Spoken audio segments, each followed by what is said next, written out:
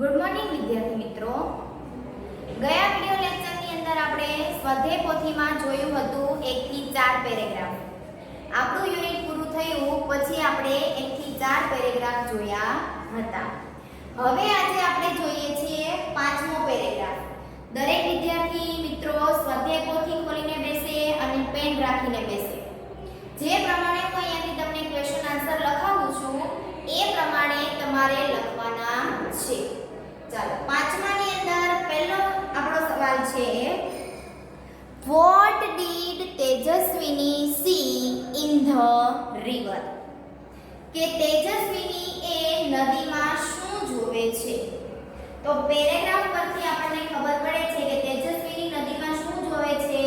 તો કે હોડી. અહીંયા આપણને આપેલું છે, જુઓ, it was a boat. તો સવાલનો જવાબ લખીએ, તેજસ્વીની સીનું થઈ જશે સો, ડીડ નીકળી ગયું એટલા માટે. સો a boat in the river. ચાલો, બીજો સવાલ છે, what did Tejaswini see her school? Tejaswini school પર શું જોવે છે? તો તેજસ્વીની સ્કૂલમાં શું જોવે છે કે એના પતરા ઉપર ખૂબ જ વધારે પડતા ઝાડવાના પાન જોવે છે. તો અહીંયા આપણને આપેલું છે, જો, there are so many leaves of trees on the roof. તો આપણે જવાબ લખીએ, તેજસ્વીની show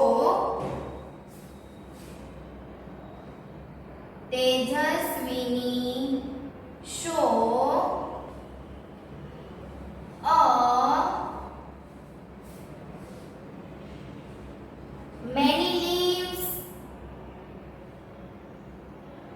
of trees, many leaves of trees on the roof in her school. તેની સ્કૂલના પતરા ઉપર એ ઘણા બધા ઝાડના પાન જોવે છે. ચાલો, આ બે સવાલ લખી નાખો ફટાફટ.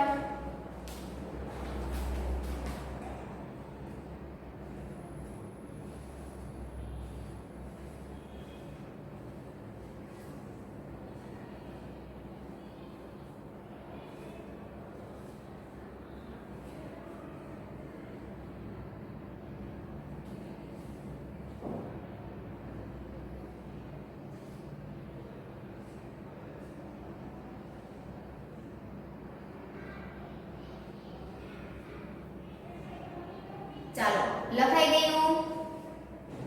હવે આપણે આ પેરેગ્રાફનો ત્રીજો સવાલ જોઈએ. તો ત્રીજા સવાલની અંદર શું કહે છે? નવા પેજ પર છે.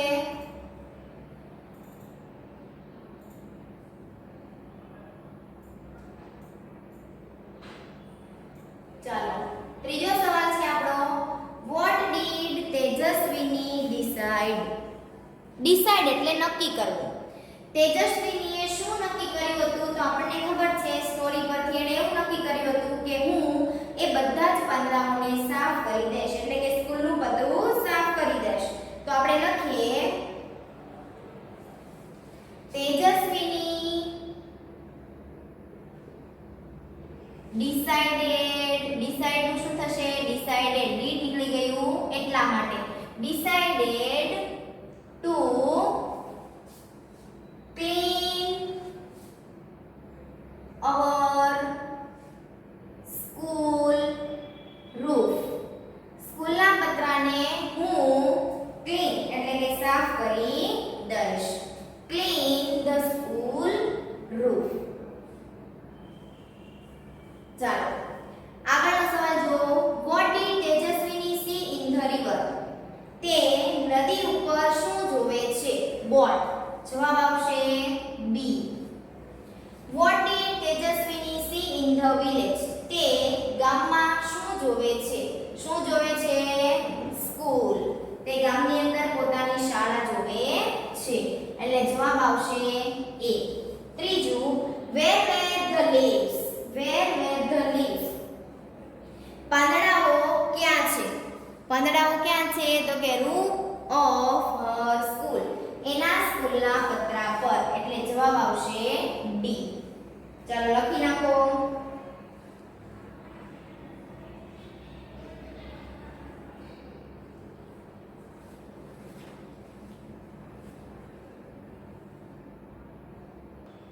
ચાલો એના પછીનું આપણે છઠ્ઠો પેરેગ્રાફ જોઈએ. પહેલો સવાલ, વેર વોઝ તેજસ્વીની ફ્લાઇંગ? તેજસ્વીની ક્યાં ઉડી રહી હતી?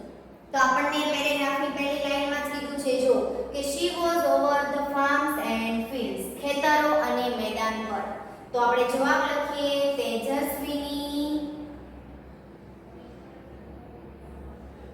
was flying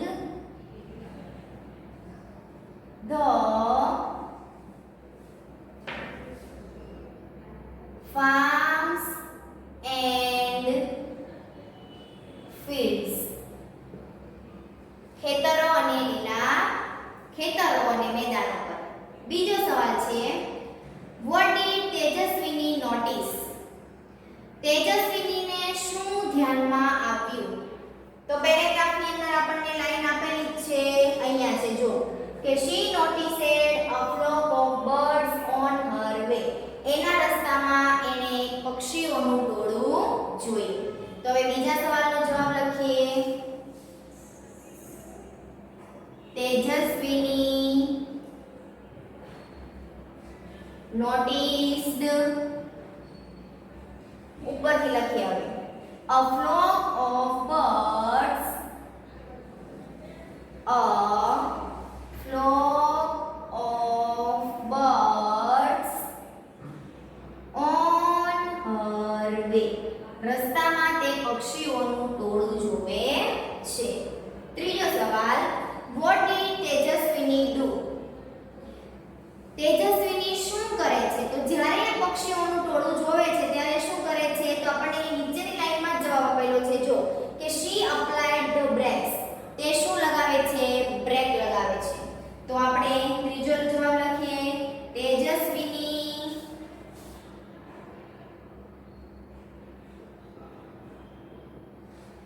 applied the brakes, એ શું કરે છે?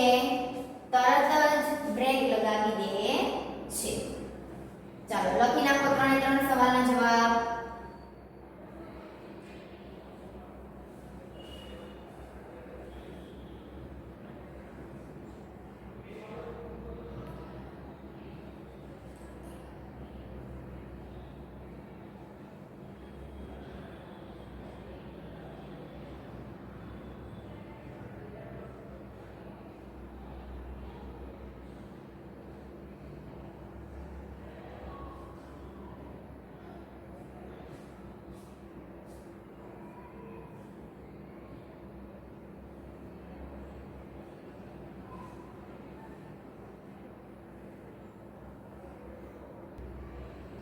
ચાલો ચોથો સવાલ, what happened when Tejaswini applied the brakes?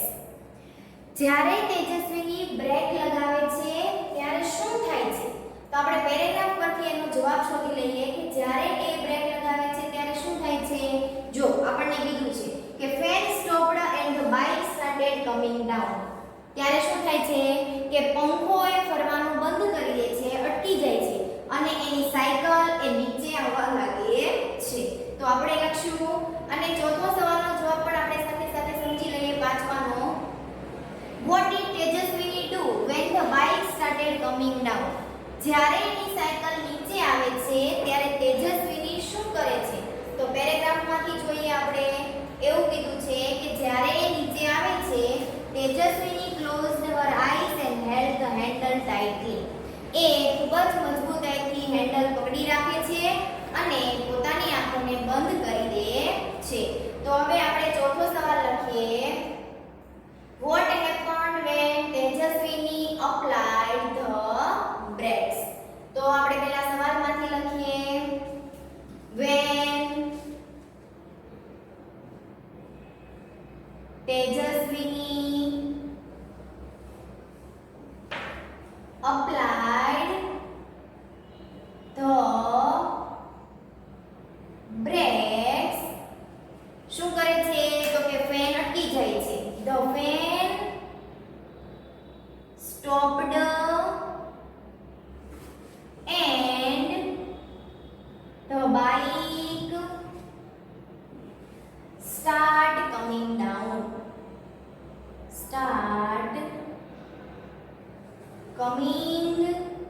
Down અને સાયકલ નીચે આવવા લાગે છે. ચાલો પાંચમું જો what did Tejasvi do when the bike started coming down. એ નીચે આવે છે ત્યારે પોતાની આંખોને બંધ કરી દે છે. તો આપણે સવાલમાંથી લખીએ વેન જ્યારે the bike started coming down, Tejaswini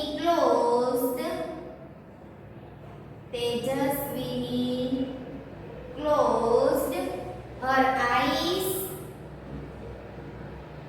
and held the handle tightly. ચાલો લખી નાખો. અને હા એક વાત યાદ રાખવાની કે જે સવાલની અંદર તમને વેન આપેલું હોય તો એનો જવાબ લખતી વખતે શું કરવાનું? જવાબ લખવાની શરૂઆત ક્યાંથી કરવાની? વેન થી. વેન પછીનું જે વાક્ય છે એ લખી નાખવાનું અને એના પછી પેરેગ્રાફમાંથી જવાબ ગોતીને લખવાનો રહેશે. ચાલો આ બે સવાલના જવાબ સ્વાધ્યાય પોથીની અંદર લખી નાખો.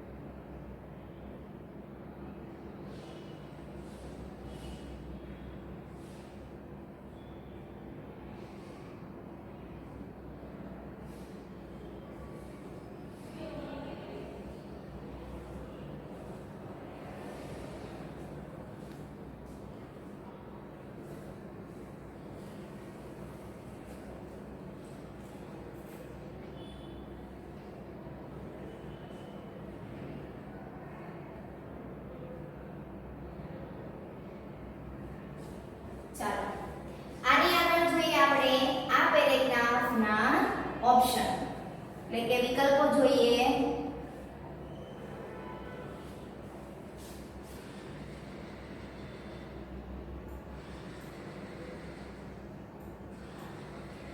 તેજસ્વીની વોઝ ફ્લાઇંગ. ક્યાંથી ઉડે છે? Over the farms and fields. તો પહેલા ઓપ્શનની અંદર આવશે ડી. લખી નાખ્યું. ચાલો હવે એના પછીનો બીજો વિકલ્પ આપણે જોઈશું બીજા પેજમાં.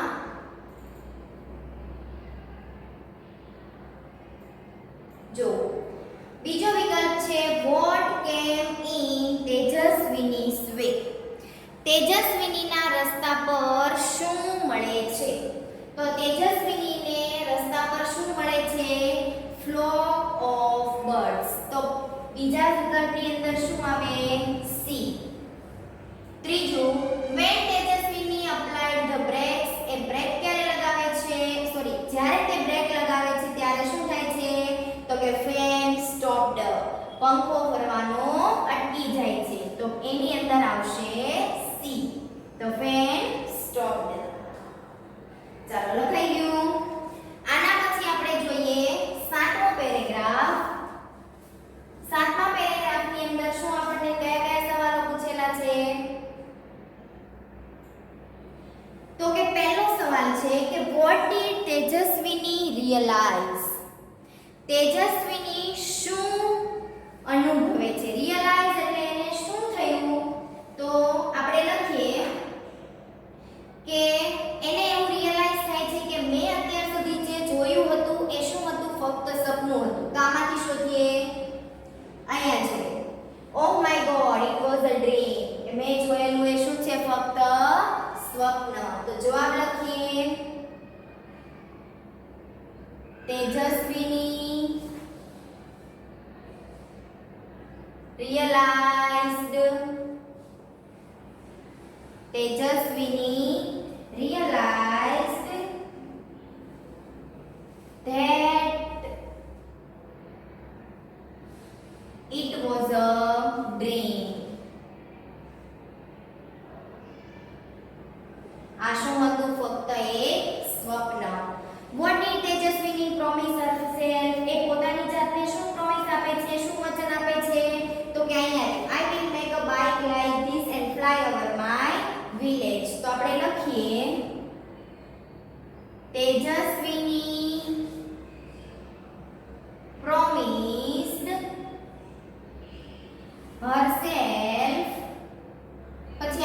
વાક્ય લખી નાખવાનું છે કે I will make a bike like this fly over my village. કે હું આ સ્વપ્નને સ્વપ્ન રહેવા દઈશ નહીં. ચાલો લખી નાખો.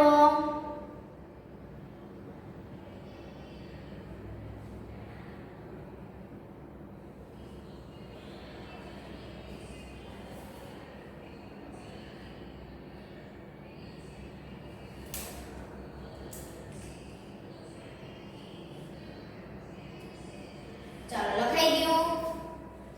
એના પછીનો આપણે ત્રીજો સવાલ જોઈએ.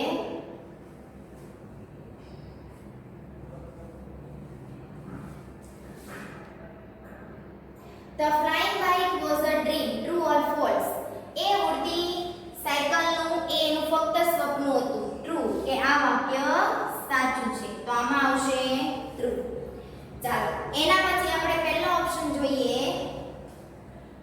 The flying bike was ખાલી જગ્યા. તો શું હતું એનું? ડ્રીમ. એટલે જવાબ આવશે બી. તેજસ્વીની પ્રોમિસ્ડ herself એ પોતાની જાતને શું પ્રોમિસ આપે છે? તો કે મેક અ ફ્લાઇંગ બાઇસિકલ. બી. ત્રીજું છે which word in the paragraph means always? always એટલે હંમેશા. તો એનો અર્થ શું થાય? forever એટલે હર રોજ. ચાલો લખી નાખું. હવે એના આગળ આપણને આપેલા છે ખરા ખોટા. ચાલો હવે આપણે જોઈએ છે બીજો પ્રશ્ન. Tejaswini's father gifted her scooter. હવે તમને અહીંયા એમ કીધું છે કે ખરા ખોટા લખો. ખરા ખોટા લખો એનો મતલબ કે તમારે અહીંયા ખરું અને ખોટું એવી નિશાની કરવાની નથી. આ યાદ રાખવાનું કે ઇંગ્લિશમાં કોઈ પણ એક્ઝામની અંદર કોઈ પણ યુનિટમાં ખરા ખોટા આવે એટલે હંમેશા તમારે ટ્રુ અને ફોલ્સ જ લખવાનું. ટ્રુ એટલે સાચું, ફોલ્સ એટલે ખોટું. જો ખરા અને ખોટાની નિશાની કરી તો એ ખોટું આપી દેશે.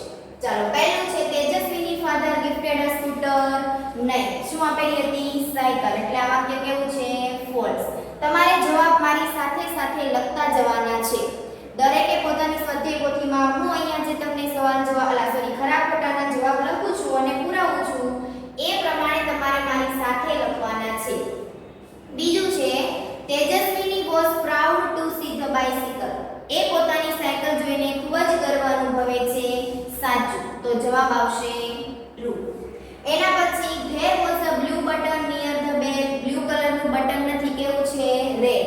તો જવાબ આવશે ફોલ્સ. એના પછી તેજસ્વીની went to the seashore. seashore એટલે દરિયા કિનારો. એ દરિયા કિનારે જાય છે? નહીં, નદી કિનારે જાય છે. તો આ વાક્ય કેવું છે? ખોટું, ફોલ્સ. ચાલો એના પછી પાંચમું there came out a big fan on the rear wheel. પાછળના પૈડા ઉપર પંખો બહાર આવે છે. તો કે યસ, સાચું છે, એટલા માટે આવશે ટ્રુ. એના પછી તેજસ્વીની saw bits of paper on the school roof. A bits એટલે ટુકડા. એ સ્કૂલના પતરા ઉપર નાના નાના ટુકડાઓને જોવે છે. તો આ વાક્ય કેવું છે? સાચું કે ખોટું? નાના નાના ટુકડાઓને એ સ્કૂલના પતરા પર જોવે છે. તો કે આ વાક્ય કેવું છે? સાચું છે. તો અહીંયા આવશે ટ્રુ.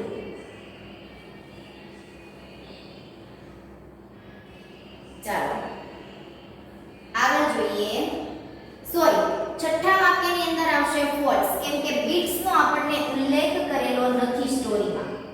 આપણને એવું કીધું છે કે પેપર છે, એટલા માટે આ વાક્ય આપણે કેવું લેવાનું છે? ફોલ્સ. બરાબર. ચાલો હવે એના પછી આપણે જોઈએ આગળનો પ્રશ્ન.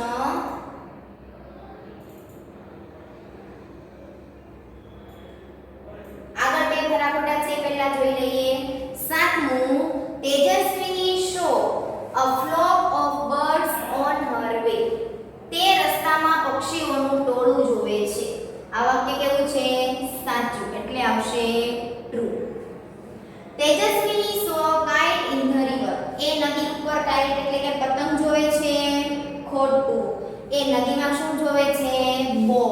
એટલે કે હોળી, એટલે આ વાક્ય થશે ફોલ્સ. ચાલો એના પછી આપણને પ્રશ્ન 3 ની અંદર એવું આપેલું છે કે નીચેના સમાન ઉચ્ચારવાળા બે શબ્દ લખો. હવે ઉચ્ચાર કેવો થવો જોઈએ? સમાન, એટલે કે સરખા જેવો એમ. અહીંયા કેમ તમને આપેલું છે થ્રિલ, તો કે કિલ્ડ અને સ્પીડ. એવી રીતે સમાન ઉચ્ચારવાળા શબ્દ આપણે લખવાના છે. ચાલો તો આપણને પહેલું આપેલું છે શિફ્ટેડ. શું આપેલું છે આપણને પહેલું? શિફ્ટેડ. તો એનો અર્થ શું થાય એ આપણે લખવાનું છે. ચાલો સરખા ઉચ્ચારવાળા શબ્દની અંદર પહેલું આપણે જોઈએ છે અને એ છે શિફ્ટેડ. શિફ્ટેડ એટલે એની રીતે આપણે બે મૂકીએ તો શિફ્ટેડ નું એક આપણા પાઠની અંદર હતું ગિફ્ટેડ. બીજું આપણે લખીએ લિફ્ટેડ. થઈ ગયા પ્રોનાઉન્સિએશન સરખા. એવી રીતે ક્રાઉડ, એનું આપણે લખીએ તો કે પ્રાઉડ, અને બીજું છે બ્રાઉડ. ચાલો એના પછી કેન્ડલ એટલે હેન્ડલ,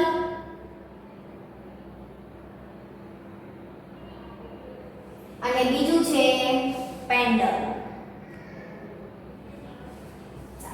એના પછી બ્લોક એટલે ફ્લોક, અને જોક. ચાલો એના પછી ક્રીમ એટલે ડ્રીમ, અને બ્રીમ. ચાલો લખી નાખો સ્વાધ્યાય પોથીમાં. પછી આપણે હવે આગળ જોઈએ ચોથો પ્રશ્ન.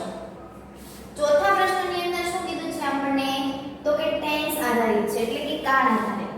આપણને વર્તમાન કાળના રૂપો આપેલા છે, આપણે એની સામે કયા લખવાના છે? ક્રિયાપદના ભૂતકાળના રૂપો. ચાલો જો એમાં આપણને આપેલું છે અપ્લાય. અપ્લાય નું ભૂતકાળ થશે અપ્લાઈડ. તમારે મારી સાથે લખવાના છે. ચાલો એના પછી ટેલ નું ટોલ્ડ, અને આ બધા તમારે યાદ રાખવાના છે. એના પછી સી નું સો. બધા ક્રિયાપદના ભૂતકાળના રૂપો ગ્રામરમાં આપણે આવે જ છે. એના પછી ચોથું છે થ્રો નું થ્રુ, TH REW.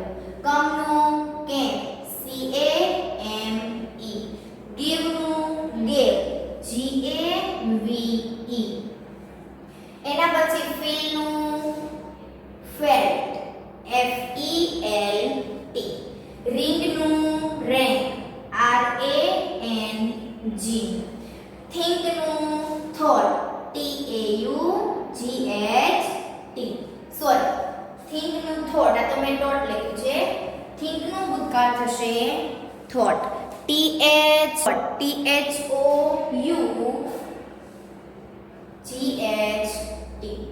અને go નું થશે went. ચલો લખી નાખો ફટાફટ.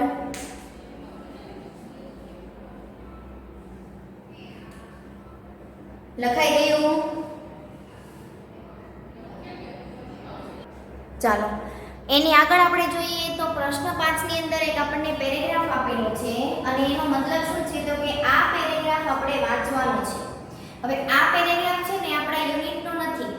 આ છે આપણે યુનિટ 12 નો એક અલગ પેરેગ્રાફ, અને એ પેરેગ્રાફ પરથી આપણે ક્વેશ્ચનના આન્સર લખવાના છે. તો એના માટે આપણે પહેલા શું કરવું પડે? આ પેરેગ્રાફને સમજવો પડે. તો જાઓ હું ગુજરાતી કરું છું, બધાનું ધ્યાન સ્વાધ્યાય પોથીમાં. The earth goes round the sun and the moon goes round the earth. Earth એટલે પૃથ્વી, round એટલે ફરવું, sun એટલે સૂર્ય, moon એટલે ચંદ્ર. શું કહે છે? તો કે પૃથ્વી એ સૂર્યની આસપાસ ફરે છે, અને ચંદ્ર એ પૃથ્વીની આસપાસ ફરે છે. આ એક વિજ્ઞાનનો પેરેગ્રાફ છે. આપણને ખબર છે, તમે બધા વિજ્ઞાનમાં ભણો છો, અને એ પણ ખબર છે કે સૂર્યની આસપાસ પૃથ્વી ફરે છે. આપણા સૂર્યમંડળની અંદર ગ્રહો હોય છે, તો એમાં પૃથ્વી એક ગ્રહ છે. તો પૃથ્વીની આસપાસ કોણ ફરે છે? ચંદ્ર. The earth is a planet. Planet એટલે ગ્રહ. પૃથ્વી શું છે? ગ્રહ છે. There are many planets that go round the sun. આવી રીતે ઘણા બધા ગ્રહો એ સૂર્યની આસપાસ ફરે છે. ગ્રહો તો તમને ખબર છે ટોટલ સૂર્યમંડળની અંદર આપણે 9 ગ્રહ છે. But the moon is not a planet. પરંતુ ચંદ્ર એક ગ્રહ નથી. The moon is called the satellite of the earth. Satellite એટલે ઉપગ્રહ. ચંદ્ર શું છે? પૃથ્વીનો ઉપગ્રહ છે. અધર planets also have their satellites.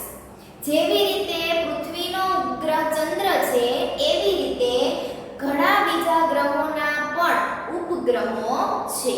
The sun, the planets and their satellites from the solar system. સૂર્ય, ગ્રહો અને ઉપગ્રહો આ દરેક વસ્તુ, આ બધી જ વસ્તુઓ શું છે? એક સૂર્ય ઉર્જાનો ભાગ છે. Solar means belonging to the sun. belonging એટલે એમાંથી મળવું. સૌર ઉર્જા કોને કહેવાય? તો કે સૂર્યમાંથી મળતી ઉર્જાને શું કહેવાય? સૌર ઉર્જા. At night you see thousands of stars in the sky. Thousand એટલે હજારોની સંખ્યામાં તમે રાત્રે આકાશમાં તારા જોઈ શકો છો. Stars એટલે તારા. Stars twinkle but planet do not. Star એ ચમકે છે, ટ્વિંકલ એટલે ચમકવું, પરંતુ ગ્રહો ચમકતા નથી. તારા એક ચમકે છે એટલે આપણને સાંજે દેખાય છે, પણ ગ્રહ એ ચમકતા નથી એટલે આપણે એને ક્યારેય જોઈ શકતા નથી. આ હતો આપણો પેરેગ્રાફ. હવે આ પેરેગ્રાફ પરથી આપણે ક્વેશ્ચનના આન્સર લખવાના છે, જે આપણે નેક્સ્ટ વિડિયો લેક્ચરની અંદર આ પેરેગ્રાફ ફરીવાર યાદ કરીશું અને આના નીચેના આપણે ક્વેશ્ચન આન્સર લખીશું.